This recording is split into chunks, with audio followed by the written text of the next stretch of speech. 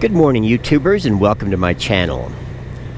Today we're going to be having another day of adventure here in the Colorado Springs area. It's shortly after daybreak. Sun's not quite up yet.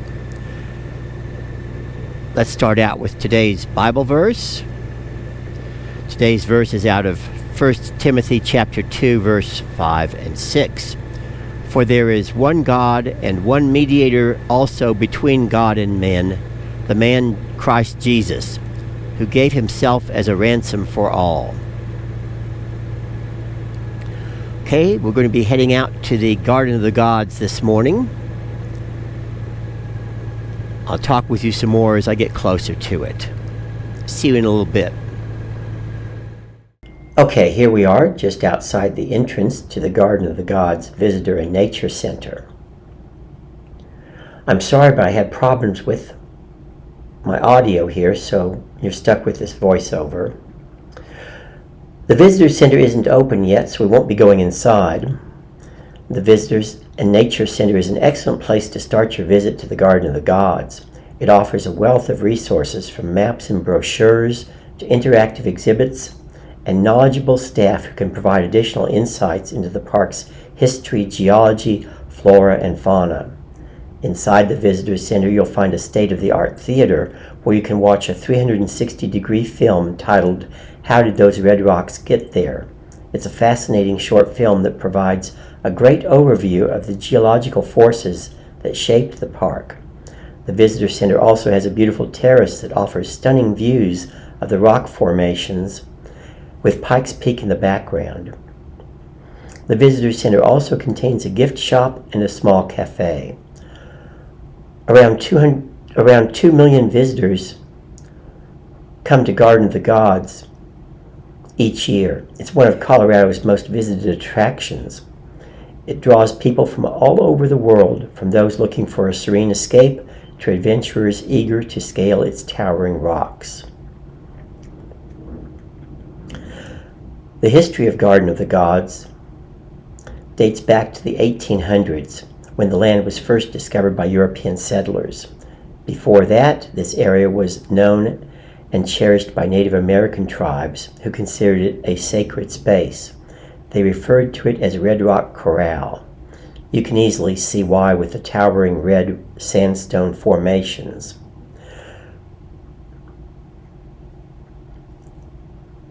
The park received its current name in 1859 when two surveyors, Mr. Cable and Mr. Beach, stumbled upon this place while looking for a suitable spot to establish a new town site. Beach suggested it would make an ideal beer garden, but Cable was struck by the sheer beauty of the area. He exclaimed, "Beer garden?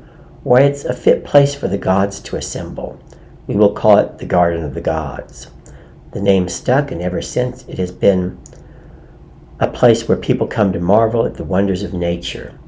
If you look closely on the right, just up ahead, you should see some deer. They tend to be active in the early morning hours.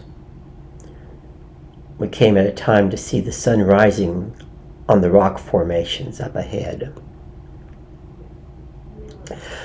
The land that makes up the Garden of the Gods was owned in the late 19th century by Charles Eliot Perkins, a railroad tycoon from Chicago. Perkins fell in love with the beauty of this area and purchased 480 acres. Upon his death in 1907, his children honored his wishes and donated the land to the city of Colorado Springs, with the stipulation that it remain free to the public forever. The city accepted the gift, and since then, the Garden of the Gods has been a place where anyone can come and enjoy the spectacular scenery without cost. Today, it's designated a national natural landmark, reflecting its significance not only as a place of beauty, but also as a critical part of America's natural heritage. The rock formations that you see here today are a result of years of geological activity. The rocks are primarily composed of sandstone, limestone, and conglomerates. These rocks date back to when the area was covered by a shallow sea.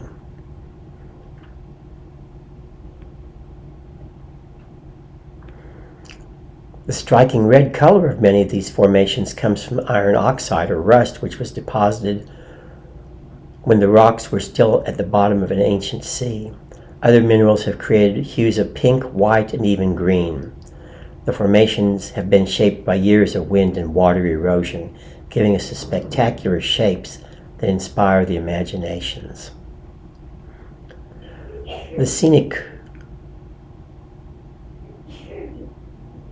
loop that we're on currently is 5.5 miles long and circles around the park. There are several places where you can stop and get out and enjoy the scenery.